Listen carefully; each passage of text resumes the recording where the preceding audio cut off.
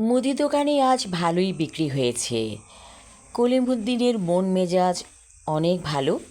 যেদিন মুদি দোকানে বেশি বিক্রি হয়, কলিমুদ্দিন অত্যন্ত খোশ মেজাজে থাকে। বাসায় আসবার সময় পথে পড়ল একটা লোক ইলিশ মাছ বিক্রি করছে টুকরিতে করে। দরদাম বনে যাওয়াতে একটা মাছ কিনে ফেলল কলিমুদ্দিন। মাছটাকে এনে ওর স্ত্রীকে বলল, ভালা কইরা রান্না করো, আমি অনেক দিন এই মাছ খাই না। কলিমুদ্দিনের স্ত্রী মাছ দেখে খুবই খুশি হলো, কারণ ইলিশ মাছ সেও তো খায়নি কতদিন। আকাশে পূর্ণিমার চাঁদ ভাসছে। কলিমুদ্দিন বসে বসে বউয়ের রান্না দেখছে। ভালোই লাগছে পরিবেশটা। এমন সময় শরীফা এলো। ও ভাবি, তুমি কি করো? মজার গন্ধ বাইর হইছে, বলল শরীফা। মেয়েটা অনেক আন্তরিক। কেমন করে কলিমুদ্দিনের বউয়ের সাথে আন্তরিক হয়ে গেল, আপনি থেকে তুমি করে বলছে। কমলা বলল, বসো বইন, তোমার ভাই ইলিশ মাছ আনছে, কতদিন খাই না, তুমিও আমাদের সাথে খাইও। শরীফা যেন ভঙ্গিটা এমন করল সে মাছের গন্ধ শুনে এসেছে খাবার জন্য।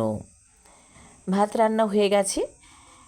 কমলা সুন্দর করে ভাত বেড়ে ইলিশ মাছ তরকারি দিল তার স্বামীকে, এবং শরীফাকেও দিল এক প্লেট খেতে। শরীফা খাচ্ছে যেন অনেক দিন সে মাছটা খায় না, এমন ভঙ্গিতে। হঠাৎ করে কলিমুদ্দিনের খুব মায় লাগলো তার স্ত্রী কমলার জন্য।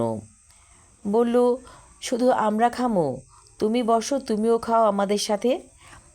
কলিমুদ্দিনের বউ বলল, আমি পরে খামো। কলিমুদ্দিন হঠাৎ করে লক্ষ্য করল যে বউটিকে এতদিন খারাপ মনে করেছিল, আসলে মোটেই সে খারাপ না, এবং অত্যন্ত হৃদয়বান মনে হচ্ছে তার স্ত্রীকে। শরীফা এক পিস মাছ ইতিমধ্যে খেয়ে ফেলেছে। তাকে দেখে মনে হচ্ছে যেন সে আরেকটা মাছ খেতে চাইছে। কমলা বুদ্ধি করে বলল, তোমারে আরেকটা মাছ দেই বইন। শরীফা কিছু বলল না, তার মানে তার সম্মতি আছে আরও একটা মাছ খেতে। কমলা কড়াই থেকে একটি মাছ তুলে দিল শরীফার পাতে এবং তার স্বামীকেও দিল। তখন কলিমুদ্দিন বলল, আমি আর একলা খামু না, তোমারে আমাদের সাথে বসতে হইব। তখন কমলা হাত ধুয়ে এসে নিজেও খেতে বসল। কলিমুদ্দিনের কাছে ভালো লাগছে না, তার স্ত্রীর সাথে আর কখনো অন্য মানুষের তুলনা সে করবে না। তার স্ত্রী অত্যন্ত গুণী মহিলা, কারণ তার রান্না চমৎকার। ভাত খেয়ে চলে গেল শরীফা। যাবার সময় কোনো ধন্যবাদও সে দিল না। তখন কলিমুদ্দিনের একটু কষ্ট হলো, মেয়েটা কি একটু অন্যরকম। এই নিয়ে আর বেশি ভাবল না কলিমুদ্দিন। একটা বিড়ি ধরিয়ে খেতে শুরু করলো। খাবার পরে তার বেড়ার ফাঁক দিয়ে চাঁদের আলো প্রবেশ করছে। মনে হচ্ছে একটা মোহনীয় পরিবেশ তৈরি হয়ে গিয়েছে। কলিমুদ্দিন মনে মনে ভাবল, সে অনেক সুখী মানুষ। তার এত টাকা পয়সা কখনোই ছিল না। যখনই কমলাকে বিয়ে করল, তখন থেকেই তার টাকা পয়সা আসতে শুরু করেছিল হাতে। তাহলে কমলা একটি ভাগ্যবতী মহিলা। আর ইদানিং কলিমুদ্দিন খেয়াল করে দেখেছে কমলা যেন আগের চেয়ে অনেক নরম স্বভাবের হয়ে গিয়েছে।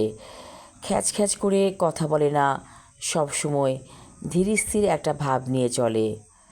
কলিমুদ্দিন বলল, ও বউ, তোমার কি হয়েছে? তুমি হঠাৎ কইরা কেমন বদলায় গেলা? কমলা মিটিমিটি হাসছে। সে বলল, আমাদের ঘরে নতুন অতিথি আসবো। কলিমুদ্দিন কথাটা শুনে আকাশ থেকে পড়ল। এত বড় সুসংবাদ লুকিয়ে রেখেছে তার বউ। সে খুশিতে গদগদ হয়ে বলল, তুমি আমারে লুকাইলা এই কথাটা? কমলা বলল, ইচ্ছা করেই লুকাইছি, যাতে আপনি অনেক বেশি খুশি হন। কলিমুদ্দিন মনে মনে ভাবল, আসলে সে একটি ভালো বউ পেয়েছে। আমি আমার লেখা ছোট গল্প ফাঁকি পর্ব 2 পড়লাম। পরবর্তী অংশ থাকবে আগামী পর্বে। ধন্যবাদ।